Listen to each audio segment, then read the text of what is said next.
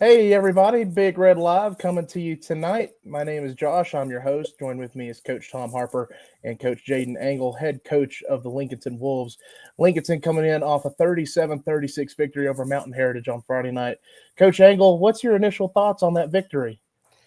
Well, I just proud of the team as a whole. I mean, telling you guys before, that's a tough team in all aspects, and I think they deserve to be known as one of the best teams. And so it was a battle all night, but in the battle, in the heart, our guys stayed together, didn't flinch, and so I'm so proud of them.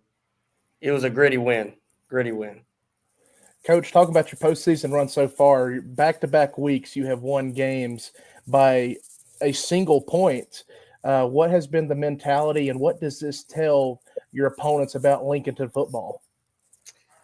Well, I think the biggest thing, you take away from this, and even what we've talked about as a team is, who we are and how we go about our business built on a firm foundation and commitment that we demand from each other. And those things have carried us in hard, like I mentioned before, have carried us in tight spots. And there truly is a belief in what we do and why we do it and how we go about it. And over those last two games, and I would say some of the best teams in the state, we've had to play, and they've really showed up against us. I think they're best, and so we've had to be sound in team and unity the both weeks. And when you get hit hard and you get behind in both games, which we did, we got behind in both games, and that's what everybody's asked. My goodness, y'all got behind, you got behind, and I told him it didn't feel like that. The whole time it felt like we were in control and going to take care of what we needed to. And I think that's just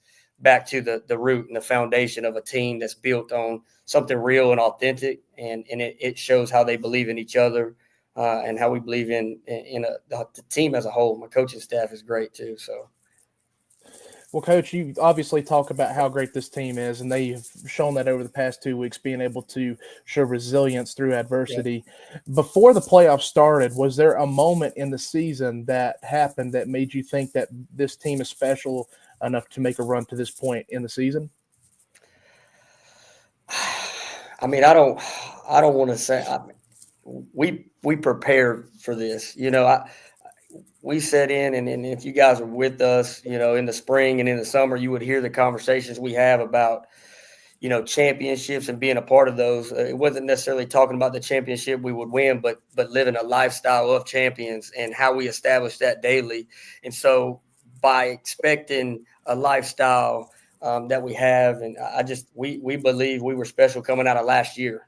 So that was kind of set for us as a goal, but a goal that drives our everyday kind of thing. And so, we felt that, and obviously we opened up the year. It feels like it's been forever. We opened up the year with a tough loss to a really good Maiden team. A lot of things didn't go right for us in that game, but really it just after that the turning point and continue to find ourselves and move forward with that expectation that we still believe in how special the team is, and we want to embrace the process and the hard so that we get the best out of each other. As a coach, as players, and so I think a game, when you get to show that would, we Burns early was a tough matchup, for us, and we showed, coming back from that game and finishing, I thought with a outstanding second half against Burns. I told our guys that second half team that finished Burns could beat anybody in the state, and so you start to see that coming together. Not all perfect through the season, but we fight and we fight the right way. But is it not also all that is something you got to have? But I would think that part of it is also the expectation of the community and what the success Lincolnton has had in the past. They Yeah, are winning yeah, state champions. yeah, absolutely. And you Nothing wrong. I'm not apologizing for that, and I'm not saying that that's wrong. I like that expectation, and I would think as a head coach you do too. Am I correct?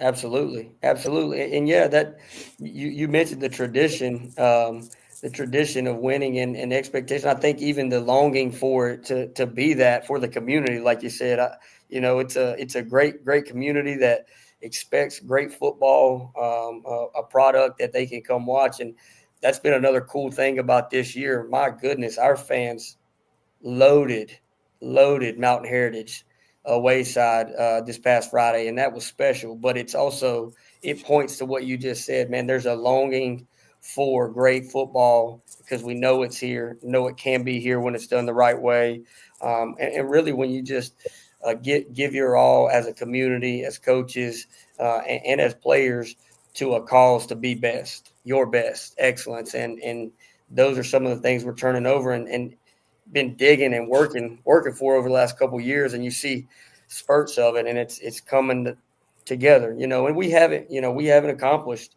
that goal, and we haven't really accomplished anything, and so we're hungry, and our guys are hungry for that.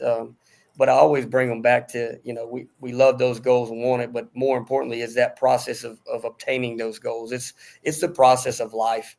And so how do we handle life? And man, that's the special thing about football. You did it for a long, long time, but it is the greatest teacher of life, and it helps us build and groom men. And so I'm big on that. I think, the men that play the game, right, is most important. It is. Amen. And for you to acknowledge that it's more than just wins and losses. It's about building winners. Yep. Oh yeah. The common thread that we have on this show every week that we talk to somebody different is the guys that are winning are understanding that it's more than just wins and losses, that you're you're putting into people that are going to be representatives of your team down the road. Yep. And them to be quality people. So again, just happy for you. Congratulations. That's why you're being successful. No, I appreciate that. Well, Coach, let's take a moment to talk about the culture at Lincolnton High School. How would you describe the culture that you have instilled in your program and in your players? Well, I think every coach should, and I believe, there's tons of great coaches out there. It's all about culture, right? You try what you try to establish. And I think more so reminding myself, though, how can I look at what culture I'm building is, the actions of our players. What are they actually doing? And that'll tell you the culture, right? The attitude of the players. And that'll tell you, is the culture really being defined, and is it coming to life like you want it? And so I think our games that you're watching, that you referred to the last couple of weeks, that points to our culture, how we handle tough, tight, hard situations. I just want to build men who are able to overcome, and we talk about being overcomers all the time here in our situations. A lot of different situations on this football team in this community of kids, and so what does it look like to really be your best and in a culture that reflects how you handle the things life throws at you? And so I've been able to see growth in our players on the field. I've been able to see growth in our players in the school building, at home, how they interact with people. And ultimately, like I mentioned before, man, I pray and hope that what they get from me is bringing out their best to go and impact the world wherever they go. Like Coach Harper said, they're going to be a reflection of the people that really was able to dive into their lives, to really love on them. And I mean, love them hard and love on them the right way. And you truly see a transformation in somebody's life, in somebody's program when that happens. So I think our culture is one built on a love, an authentic love that really just expects our best, but also when we fall, we're able to pick each other up and know we're right there for us, because that's something special that carries you through life. And right now we're talking about football as well. Well, Coach, one thing we talked to you about during the preseason is some of the leadership that you have on your team. You obviously have some great leaders, and great teams obviously have great leaders. Take a moment to talk about some of the players that have stepped up into leadership roles this season. Whew. You A haven't, lot, thankfully, a lot. What was that, Coach? don't have that much time. He's gonna talk I'll do my about best, but players. I'll do my best. But just really, the short answer is, man, our guys all across the board step up. But I'll mention first, we went into this year. I did something a little different. I've always done some leadership council and just kind of meeting with guys, but I made it a lot more formal going into this year. And so we had guys apply. They had to go through just filling out this form for me, telling me why they wanted to be leaders, and then get teachers to sign off on their character and how they are in class. And that's how I started with our captain leadership. So I'll start with those guys this year. It's number 2, Trashad Lineberger, who's a senior wide receiver corner. And then number 3, Jalathan Mayfield, who's our linebacker, who's a junior, also plays tight end, H-back, and running back. And then 55, Max Buckley, who's a junior. He plays center for us and plays D-line. And then 57, Deshaun Singletary, who also plays O-line for us, and then some D-line. And then my quarterback, my junior quarterback, Rashad Lynch, number 11. So those guys went through in the off season, in the spring, that process to prove that they wanted to be true leaders and join that captain leadership group. So I put a lot on them to help lead and push into. You talk about our culture, have the players drive that culture, that expectation, that standard through to our team. So they do a great job, and it's expected, and they're out in front of people knowing that they wear that big C, as a captain. Outside of that, all year we have had guys on the field and off the field step up in big ways. Our O-line as a core has been great this year, as our whole core, every one of them, and they deserve a lot of praise, because our offense is very, very explosive, very explosive. And we can credit that to them. And then, of course, Rashad Lynch's younger brother, R.J. Lynch, might be the one of the best players with the ball in his hands in the state of North Carolina as a sophomore. He touched the ball he had 5 receptions last week or Friday, and 150 yards. So, his just ability to take it to the house with speed. So he's huge as a sophomore for us. Messiah Thompson, number 8, he's a junior. He's had some big games. Last week, he was the one that helped me really take over the second half of the Hendersonville game by locking down their best receiver. So he stepped up huge. But there's a lot of other guys start to be more vocal in practice and start to push each other. And so when you got a lot of players on the team holding each other accountable and then talking about, like, this is who we are, this is what coaches said, this is what makes us great, why are we not doing that? That's when you really got something going. You really got something in the buy-in from all. So there's a lot of guys that I don't want to try to go through them all, but it's every week. It's like, man, there's another guy that stepped up, made a big play. Mountain Heritage, before the half, we were down 22-8. D lineman Jamarius Wilson ends up forcing a fumble on their best player, and we recover it. It flipped the script for us. We were able to go up 23-22 in the half. So, he's been big all year at defensive line. Our defensive ends, one of them is a sophomore, Caden Cash. The other one, Elijah's a junior, and they've been solid for us, just big time players. So I'm sure I'm missing a lot of guys, but man, I'm proud to be their coach.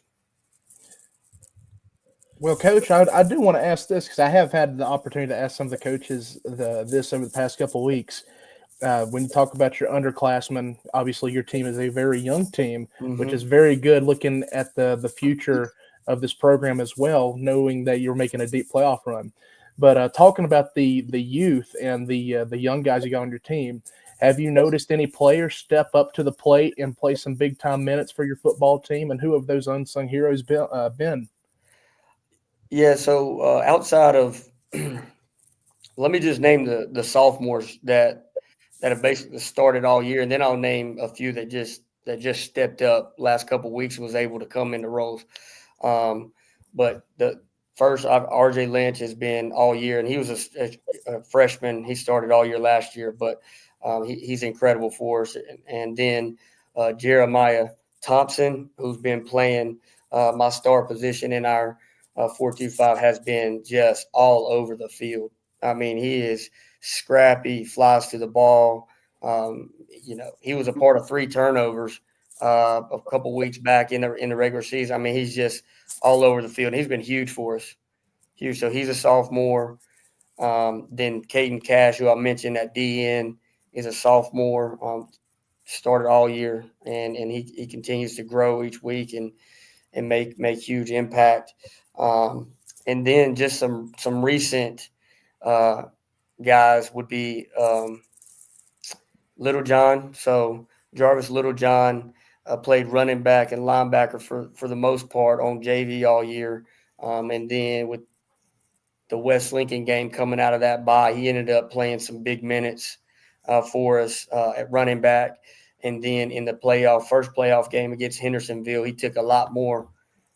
He had a lot of reps against them at running back, and he's been doing a job for us, and we really believe in where he's going. So he carried the ball a lot more this past week and even played defense for us. So he's been huge. I mean, he racked up some tackles and had, I think he was 50-plus yards, maybe 60 this past week on the ground while playing defense. So he's been phenomenal, and we're excited about what he's going to be for us, not only the rest of the year, but in the future.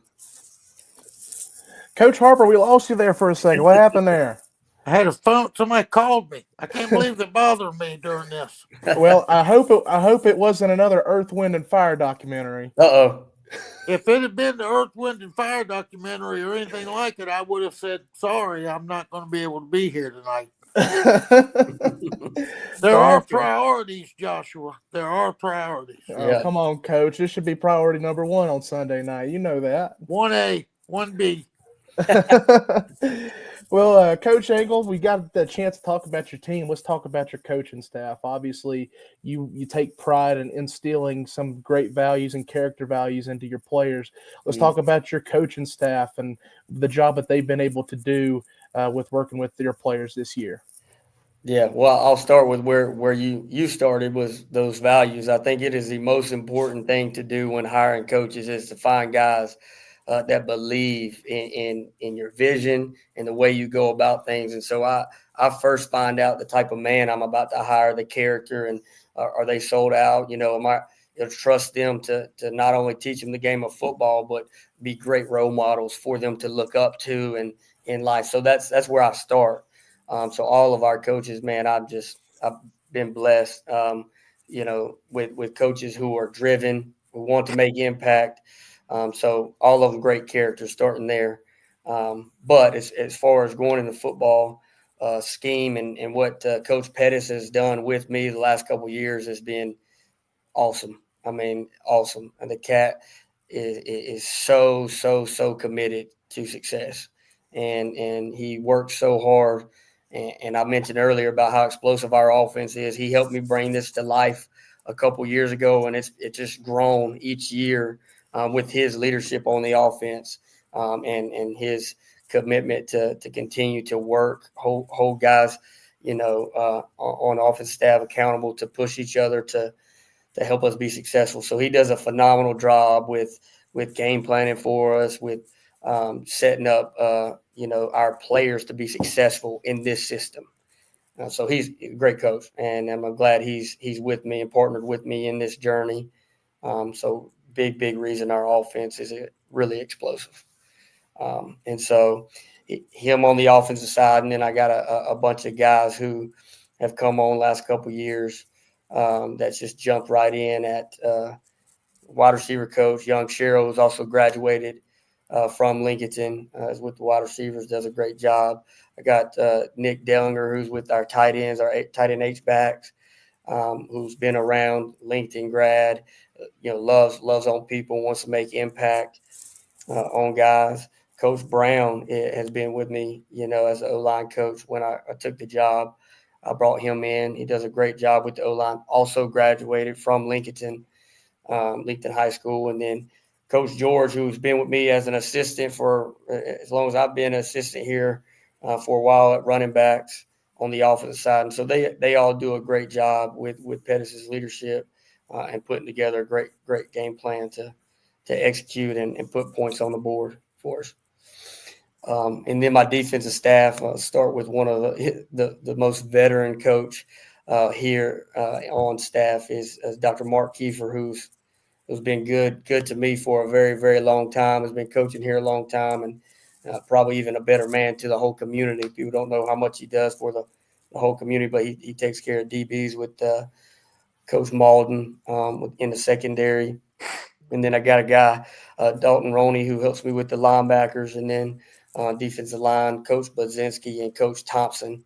And Coach Thompson is also a Lincolnton grad here. So Coach Malden's a Lincoln grad. So a lot of guys that are from here, seen some success. Joshua, are you seeing a pattern here? I see a very big correlation. A lot of Lincolnton guys keeping This it. is why he's successful. He has surrounded himself with people that care about the program and the people that are in it. Yeah. That's the most important thing you can do. Yeah. And he was smart enough to say, I just can't go get anybody. Right. They got to be special people Yeah. that care about Lincolnton. Yeah. Oh, for sure. Smart move, Coach. Way to go. I'm blessed to have a great staff that, man, they follow the vision, they trust the vision and mission, and dive in and all out. So, and that's, you got to have it to really have true transformation in the players. You do. You have to have it. You are blessed. Yeah. I agree. But you were smart enough to know this is how it's going to be built. I appreciate that. So take your flowers while I'm giving them to you. You've done a hell of a job. Thank you. Well, Coach, looking at this Friday night, your team is going to be hosting the fourth-round playoff game this Friday night against West Davidson. What is your initial thoughts on this matchup? First, I'm happy to be back home. I mean, playing a home playoff game, over Thanksgiving break it's special. I'm glad our kids get to be a part of that. It really is a special time. And a lot of coaches say this. It's so true. Only great ones are playing. Only great teams are playing over this Thanksgiving break, and we want to make it special for them. So just start there. But as far as the matchup, West Davidson has been a tough team, and they've also been scratching and clawing to work their way through the playoffs. Done a good job. It seems like just outside looking in that they're a tough team, committed, and probably have a lot of confidence and urgency about the way they go about things on Friday night. So it should be a fun battle Friday night. Well, Coach, this is going to be the last thing I ask you for the night, and we appreciate you for coming on. What is your message to Wolves Nation regarding this Friday night football game? Oh, man, I just hope it's packed out. Just, everybody come one, support how hard these kids work, and really just be there for them on a special time. They've done the job to work from spring to summer, all through the season to get to be a part of this special time. I hope people pack it out, and the energy is second to none. And I know they will, because I've seen it on the road. So I'm glad to be back home. It should be an exciting time. I was going to say, I can't believe you're questioning that place is going to be packed out on a Thanksgiving break when they will fill it up no matter when the game is. Yeah. Oh my gosh, that place, Joshua. That's going to be I don't know if you know or not, but he may have told you, but we worked together for a little while, and I had the chance. I was at Lincolnton High School for 4 years, so I know how that place, and I knew it before. Yep. That place will be kicking. Yeah. Because there's not a better program in the country for people that care about football. Yeah. So, it's going to be a fun environment. And, Coach, I just wish you well. Again, I'm proud of you, happy for you. We haven't talked in a long time, and that's my fault. I should have reached out a long time ago, but just please know that I'm happy for you. Thank you so much. I appreciate that. And It's And I always a hope you pleasure win the catching up whole with you. damn thing. Thank you. Thank you. But let's take it one step at a time. 1 week at a time. 1 week at a time. That's Yep. right. Well, Coach, we appreciate you for coming on a Sunday night before one of the biggest playoff games that Lincolnton's had in quite some time, and we appreciate you for taking your time to talk to us and kind of deal with me and Tom Harper tonight. So Pleasure. It's a pleasure. There's a lot of things you can't be doing on a Sunday night, but you choose to talk to me and Tom Harper. Well, He had to overcome you. no, I know, right? no. I'm the bad part of the deal there. You know, No, you're not.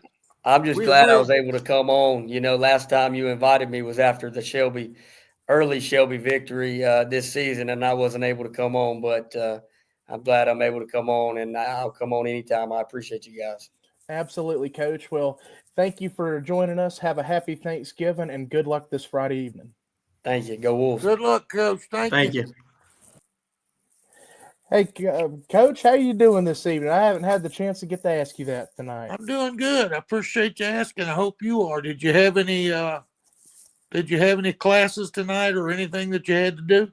I had to work on a little bit of homework so far, but we're still working through it. Did you get it done? We're getting it done. We have till Okay. tomorrow night to get turned in. We're taking a look right now at some of the scores from round 3. Here are some of the scores from Friday night. As you can see, Coach Harper, we're looking at this round 3 matchups. This Lincolnton and Mountain Heritage score is wrong, by the way. That's 37-36, Lincolnton over Mountain Heritage. There was an error right there, obviously.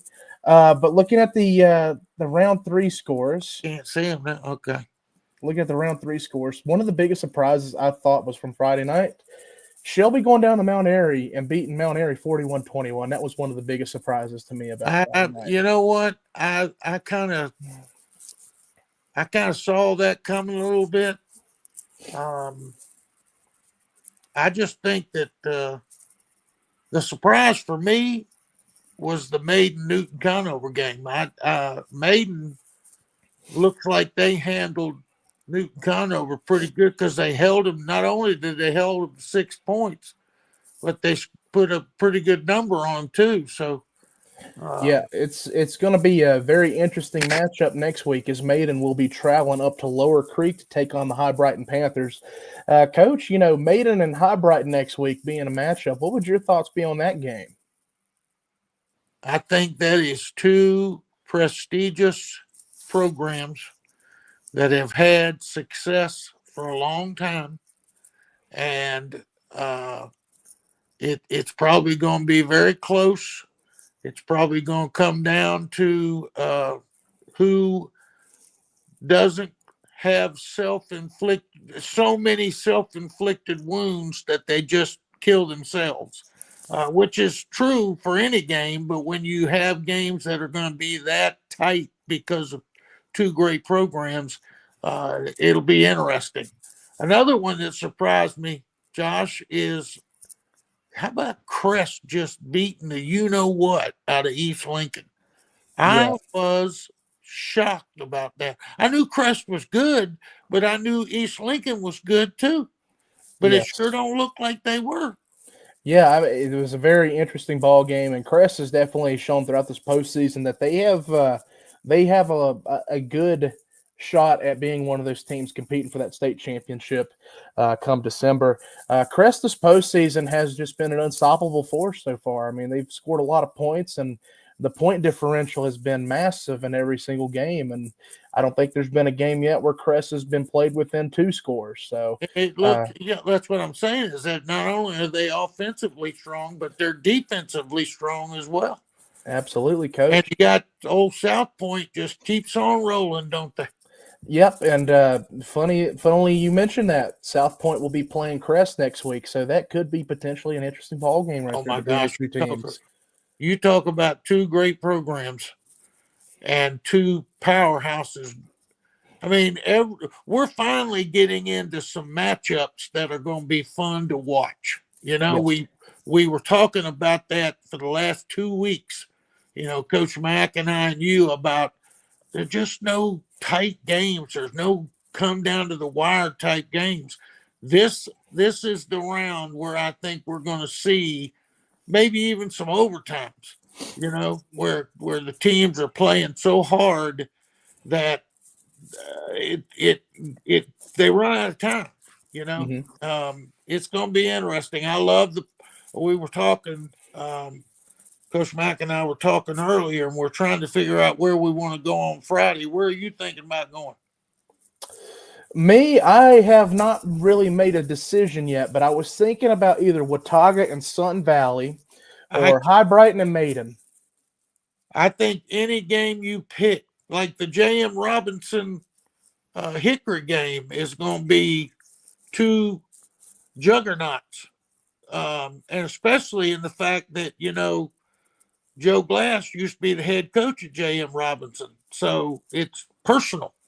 But we were talking earlier, and the one that we feel like, because we've seen both teams, we want to go see Watauga and Sun Valley. Because Sun Valley, we went to the Sun Valley Freedom game, and we were surprised at how good Sun Valley is, because they were 9-3 going into that game, and handily beat Freedom.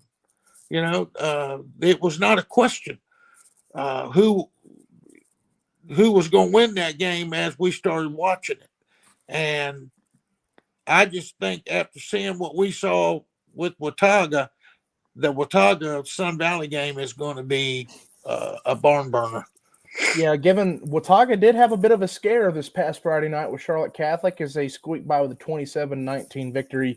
I wouldn't put it past this game between Watauga and Sun Valley being probably one of the games to watch here in the western part of the 6A.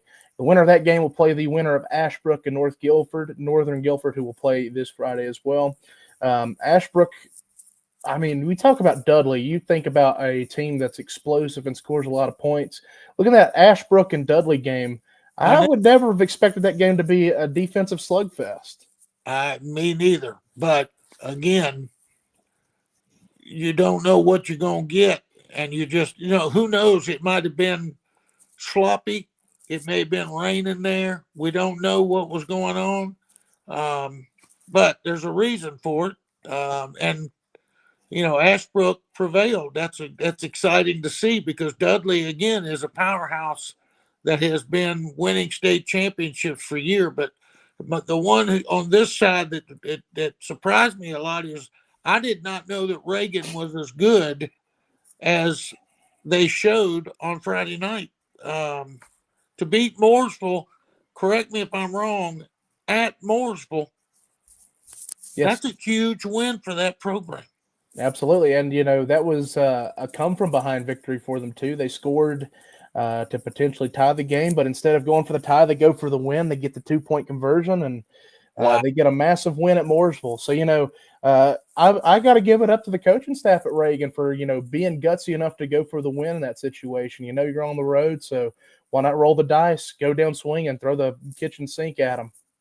I tell you another one that surprised me, and it was so one-sided, is Independence over Richmond County.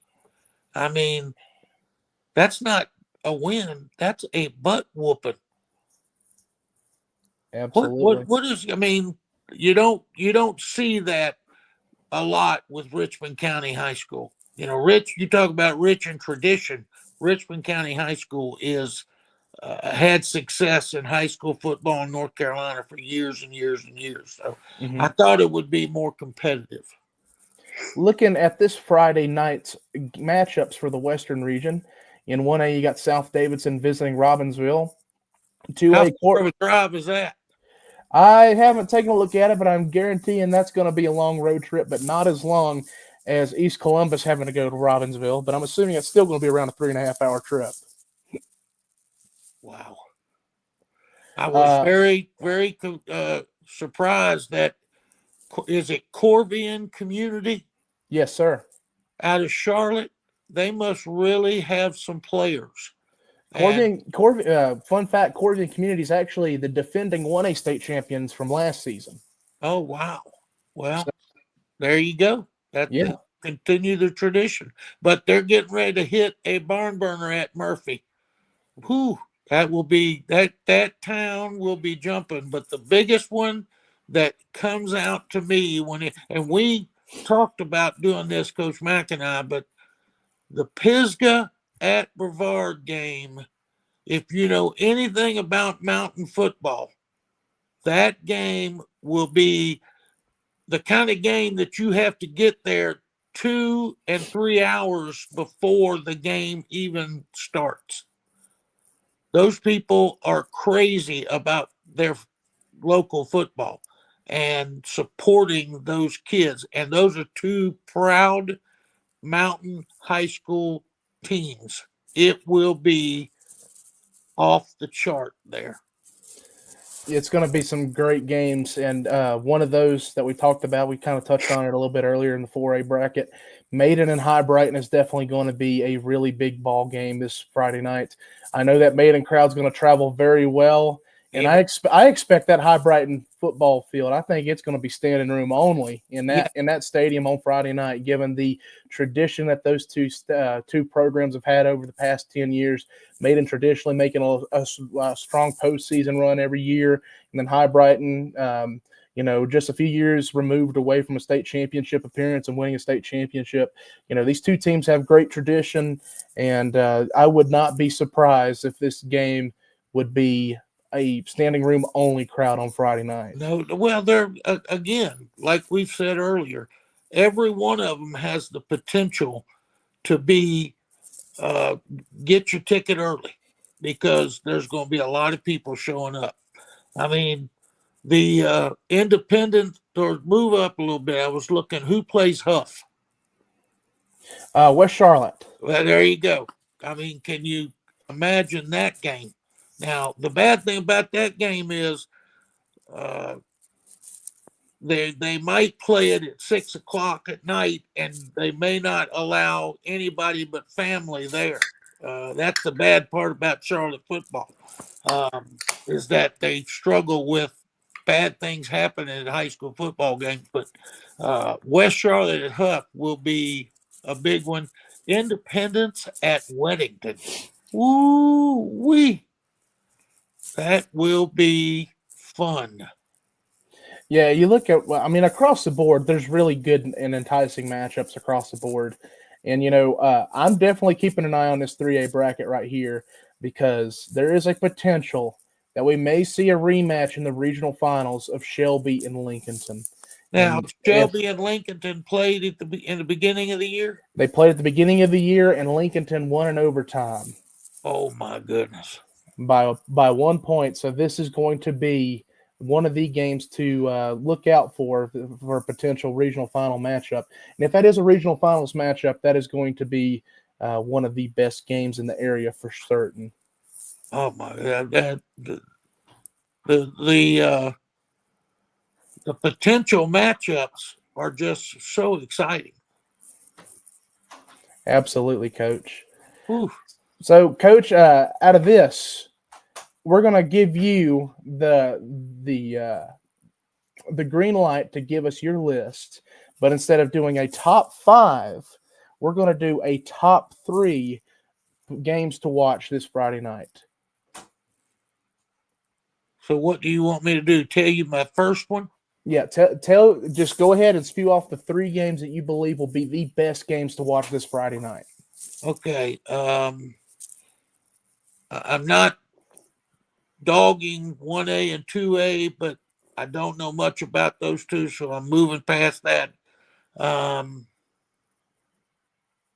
just zoom out a little bit just so you can see the 3A through 8A. If you zoom out, I can't see. All right. There, right there. Okay, just because I know a little bit about mountain football, I'm going to say the 4A matchup, Pisgah at Brevard, is when it comes to just excitement, tangible excitement, and getting there early, and the kind of game that will have so many people there that they'll sell out of food at halftime. That's how big this game is. I'm going to say my first one is Pisgah at Brevard. The second one is Crest at South Point, again, because I know the tradition of both schools, but South Point High School, whew, that will be rocking. And great hot dogs there, by the way. I've been there before. And let's move up. My third one, because I'm going, is going to be Sun Valley at Watauga. Because here's why. Number one, Sun Valley's got a lot of tradition. They're a good football team, and they're playing well. This Watauga group is a very proud group, and they've been waiting. This guy that's the head coach there, his name is Ryan Hobbick, and he has been there, built the program. The community has kind of rallied behind them. They are looking for this kind of success. So, in my opinion, it's going to be a battle because of what both teams do offensively and defensively. So, and when you get to this level of football, you know, like we said, every game is exciting. So, I don't think you can pick a bad one, but those are my top three. Absolutely, Coach. Those are some really good options. And, you know, honestly, there's a lot of options there that you could possibly slide into those slots. I mean, you could just interchange those games back and forth. Now, to kind of expand a little bit on that Pisgah and Brevard game, Brevard actually played Pisgah earlier this season and beat Pisgah in overtime.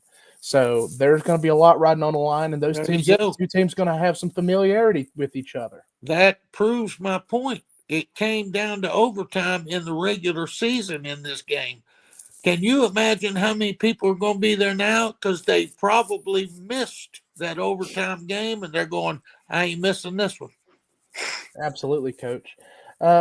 Before we move on and close out the show tonight, we did a basketball poll last week for our inaugural basketball poll. We had 4 winners from that, and we're going to do a wheel spin for the Big Red T-shirt. The winners, it was a 4-way tie between Kyle Welding, Thomas Bartlett, David Willis, and Bob Duckworth. And I'm going to go ahead and pull this up. Bob Duckworth just seems to be in this thing all the time.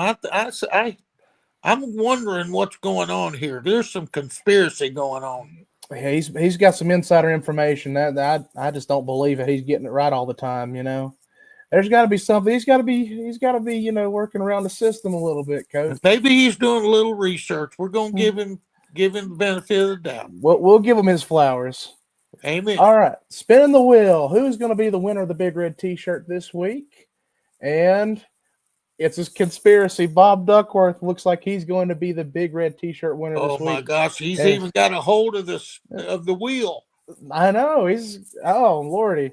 But congratulations, Mr. Duckworth. Absolutely. Congratulations, Bob. We're just pulling your leg. We appreciate you as always for supporting the Big Red Sports Network. And once again, shout out to our sponsors, Blue 42, Countryside Barbecue, and B52s for sponsoring the Big Red Sports Network and our pick 'em polls. We will have a pick 'em poll posted for both basketball and football this week, with basketball games on the Friday night slate, and then also football games this Friday night. We're running out of football games to put for our poll, so as we start transitioning to basketball season, make sure to keep in mind that if you want to keep participating in the pick 'em polls, we will have weekly basketball polls posted for a chance for you to win these prizes and potentially get you some free food from our sponsors. Bob Duckworth has won so many times, we may have to start letting him give back the certificates that he's had. He's been eating for free too much. Exactly. We might need to make a Bob Duckworth rule so that way he doesn't win it so much. He's going to be sad.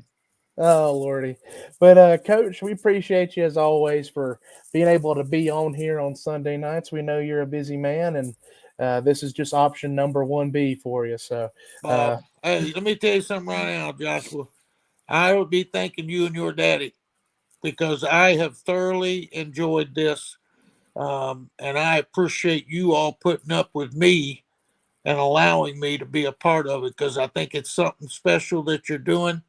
I think the people of the surrounding area understand the commitment you've made to try to make sports important, and it shows. So thank you for what you do and all the things that you've done to allow me to be a part of something I think is special. Well, Coach, I'll just say it, this is the name of Thanksgiving. I've been thankful for having you, Coach Mack, and Coach Crawley being a part of my life, because you guys have helped us build up this platform here on Facebook, and it's been great to have you guys help us out week in and week out. So one thing I'm thankful for this Thanksgiving is having you guys around, giving me that old wisdom that you guys have, and being able to share and make memories with you. Why can't you say seasoned, not old? Seasoned experience. And I'm going to tell you, you bring up a name that we certainly do miss. And Robert Crawley is the name that we miss. I'm telling you, I did not know how much I thoroughly enjoyed him. I mean, I loved being around him, but when you always miss something when it's gone. And I know I'm going to see him again, but right now I miss him. And I appreciate you bringing up his name. I hope to goodness that everybody is sitting down and thinking about things that they can sit down and say, I am thankful for this or this person or this. You know, in this world that we live in, we don't take the time to really be thankful for the things that we do have. And everybody in this world has a reason to be thankful for something, you know. So I appreciate you bringing that name up, and I appreciate you saying stuff about Thanksgiving, because it needs to be said. Absolutely. Well, Coach, I hope you enjoy Thanksgiving. You too. I'm hoping you eat well for Thanksgiving, and I hope to see you at a ball game on Friday night. By the way, you're going to.